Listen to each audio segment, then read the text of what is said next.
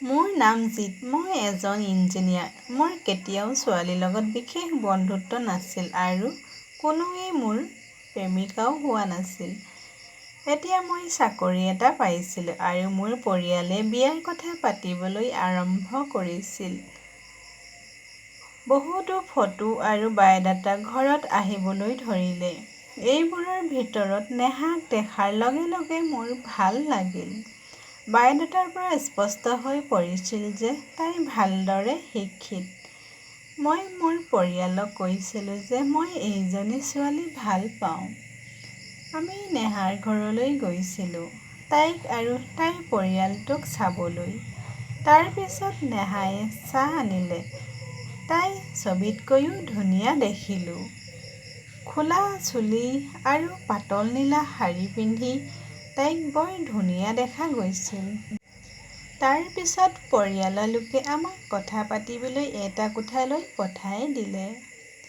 তাই কোঠাটোত নিমাত হৈ পৰিল। মুখত ইমান সুখ নাছিল। মোৰ হৃদয়খনে ধপধপাই উঠিছিল। মই ভাবিছিলোঁ সি মোক ভাল নাপায়।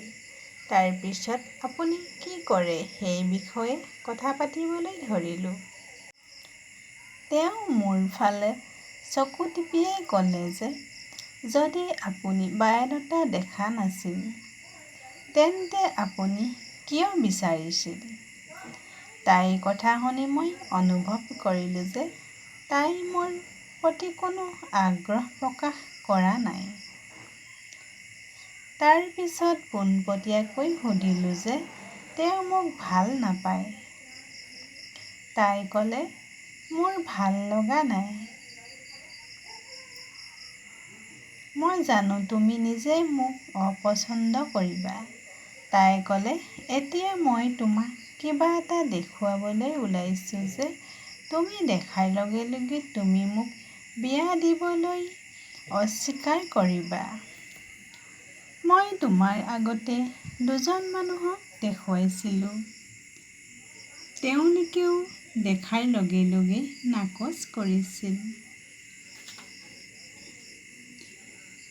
এই কথা কৈ তাই পিছফালে থকা খোলা চুলিখিনি আগলৈ লৰচৰ কৰিলে। ঠিক তেনেতে কোঠাটোৰ বাহিৰৰ পৰা শব্দ এটা আহিল আৰু মাক কোঠাটোত সোমাই আহিল। হয়তো সিও জানিছিল যে তাই প্ৰতিজন ল'ৰাৰ লগত এনেকৈয়ে কথা পাতে আৰু তাক কিবা এটা কয়।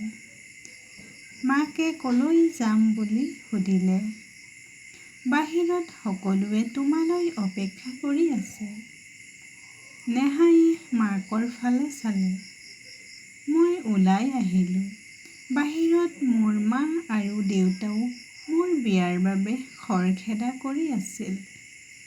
সিও মাথো মোৰ মুখৰ পৰা হয় বুলি শুনিব বিচাৰিছিল।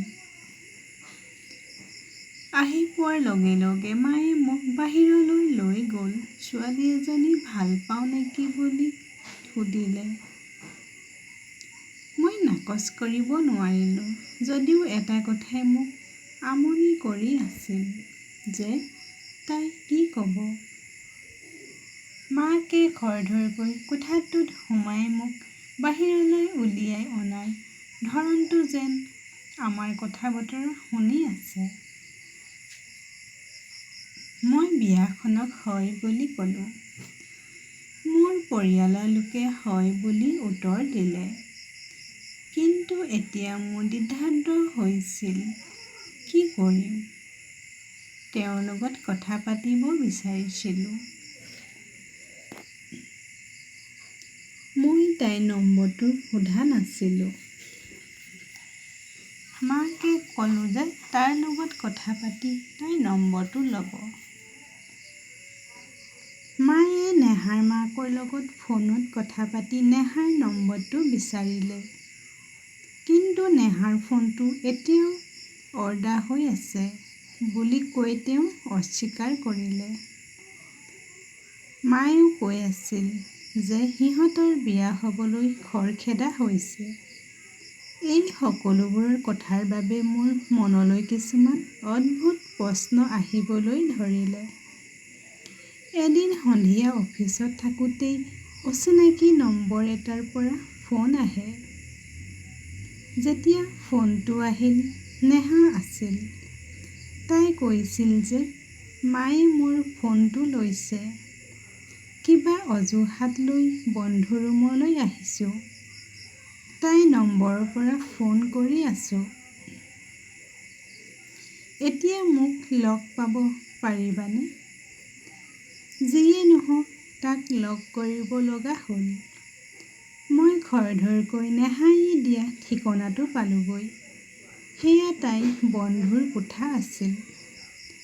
মই যোৱাৰ লগে লগে সুধিলোঁ, সেইদিনা কি হ'ল? আধৰুৱা হৈয়ে থাকিল আৰু তোমাৰ মায়ে তোমাৰ ওপৰত কিয় চকু ৰাখিছে? নেহাই ক'লে, মই তোমাক কিবা এটা দেখাব বিচাৰিছোঁ। ইয়াৰ পিছত আপোনাৰ সকলো প্ৰশ্নৰ উত্তৰ পাব। আজিও নেহা চুলি মেলি আহিছিল। পিছলৈ ঘূৰি আহি খোলা চুলিখিনি পিঠিৰ পৰা আগলৈ লৈ গ'ল। তাৰ পিছত মই গম পালোঁ তাই কি দেখুৱাব বিচাৰিছে। ডিঙিত টেটু এটা আছিল, নাম ৰবি। নেহাই ক'লে যে মই এজন ল'ৰাৰ প্ৰেমত পৰিছোঁ আৰু আমি দুয়ো বিয়াৰ হ'ব বিচাৰিছোঁ। তাৰ নামৰ টেটু এটা কৰিলোঁ। এই কথা মই মোৰ পৰিয়ালকো ক'লোঁ আৰু তেওঁ সাজু আছিল। কিন্তু ৰবিয়ে মোক প্ৰতাৰণা কৰিলে। সি মোৰ বাহিৰে আন কাৰোবাৰ লগত ডেটিং কৰি আছিল আৰু সেই ছোৱালীজনী ধনী আছিল। গতিকে তাই মোক এৰি থৈ গ'ল। তেতিয়াৰ পৰাই মোৰ বিয়া আৰু ল'ৰাৰ প্ৰতি ঘৃণা গঢ় লৈ উঠিছিল। সেই ল'ৰাটোক মই বৰ ভাল পাইছিলোঁ, কিন্তু সি মোক বিশ্বাসঘাতকতা কৰিছিল। আপোনাৰ আগতেও মই দুজন ল'ৰাক টেটুটো দেখুৱাইছিলোঁ আৰু তেওঁলোকে সঁচা কথা জানি মোক বিয়া দিবলৈ অস্বীকাৰ কৰিছিল। মায়ে মোৰ ওপৰত চকু ৰাখিছে যাতে মই তোমাক সঁচা কথা কওঁ। কিন্তু মই ল'ৰাৰ দৰে নহয়। সত্যৰ সৈতে নতুন জীৱন আৰম্ভ কৰিব বিচাৰোঁ। এই কথা শুনি মই ভাবিবলৈ ধৰিলোঁ যে প্ৰেম পোৱাজনেহে প্ৰেমৰ শৰণ লোৱা নাই। কাৰণ ইমান মৰমীয়াল ছোৱালী এজনীক কোনোবাই কেনেকৈ বিশ্বাসঘাতকতা কৰিব? মই ক'লোঁ যে তোমাৰ অতীতক মই গুৰুত্ব নিদিওঁ। কিন্তু মই বিচাৰোঁ তুমি মোক সেই ল'ৰাটোক যিদৰে ভাল পাইছিলা। নেহাই এই কথা আশা কৰা নাছিল। তাই ভাবিছিল যে ময়ো তাইক বিয়া কৰাবলৈ অস্বীকাৰ কৰিম। মোৰ কথা শুনি ইমান দিনে দমন কৰি থকা তাইৰ চকুপানীবোৰ বৈ আহিবলৈ ধৰিলে। নেহাৰ লগত মোৰ বিয়া হৈছিল আৰু মই নিজকে অতি ভাগ্যৱান বুলি গণ্য কৰোঁ যে নেহাৰ দৰে এজন প্ৰকৃত আৰু মৰমীয়াল জীৱনসংগী পাইছোঁ।